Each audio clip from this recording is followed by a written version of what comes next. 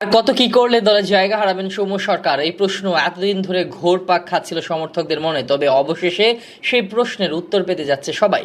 শ্রীলঙ্কার সাথে বাজে পারফরমেন্স যেন বাদ হয়ে দাঁড়িয়েছে কোচিং স্টাফ থেকে শুরু করে অধিনায়কের। দক্ষিণ আফ্রিকার সাথে ম্যাচে একাদশ থেকে বাদ পড়তে যাচ্ছেন সৌম্য সরকার।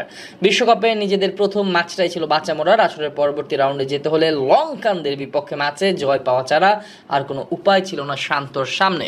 মাঠের খেলায় অবশ্য শেষ কয়েকটা ম্যাচে টাইগারদের বাজে পারফরমেন্সে শঙ্কা ছিল জয় নিয়ে। তবে সবকিছু ছাপিয়ে নিজেদের প্রথম ম্যাচে জয় পেয়ে গেছে টাইগাররা। লঙ্কান সিংহের বিপক্ষে বেশ কষ্টার্জিত এক জয় নিয়ে মাঠ ছেড়েছে মাহমুদুল্লাহ সাকিবরা। তবে এই জয়ও ব্যাটিং ডিপার্টমেন্টে স্বস্তি ফিরিয়ে আনছে না, কেননা টাইগার দলের মূল যে সমস্যা সেটার এখনও কোনো সমাধান খুঁজে পাওয়া যায়নি। টিম ম্যানেজমেন্টের কেউই খুঁজে পায়নি। সেই ওপেনিং জুটির খোঁজে এত শত কম্বিনেশন ট্রাই করলো অধিনায়ক শান্ত, সেই ওপেনিং জুটিও ব্যর্থ ছিল এদিন। মাত্র 3 বল স্থায়ী হয় এই জুটি। 125 রানের টার্গেটে ব্যাট করতে নেমে প্রথম ওভারেই নিজের উইকেট বিলিয়ে দিয়ে আসেন সৌম্য সরকার। মহা গুরুত্বপূর্ণ এই ম্যাচেও 0 রানে বিদায় নেন এই বাঁহাতি ব্যাটার।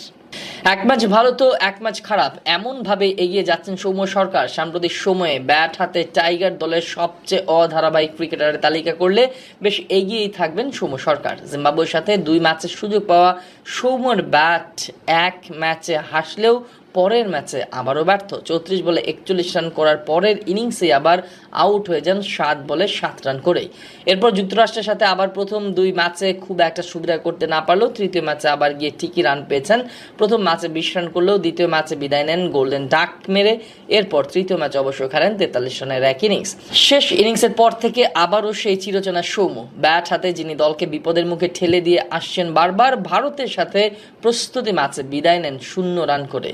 সেবার অবশ্য আর প্রথম বলে না, আউট হয়ে গিয়েছিলেন দ্বিতীয় বলে। তারপরও লঙ্কানদের বিপক্ষে ঠিকই আবার একাদশে সুযোগ মেলে তার। কোন যুক্তিতে বা কোন পারফরমেন্সের ভিত্তিতে তাকে একাদশে সেদিন রেখেছিলেন শান্ত, তার উত্তর এখনো পাওয়া যায়নি। তবে শান্তর রাখা আস্থার বিন্দু মাত্র প্রতিদান দিতে পারেনি সৌম্য। এদিনও বিদায় নেন আবারও সেই 0 রানেই। তাই তো এবার দক্ষিণ আফ্রিকার সাথে ম্যাচে আর একাদশে রাখতে চায় না সৌম্যকে। তার পরিবর্তে লিটন ফিরে আসতে পারে ওপেন করার দায়িত্বে।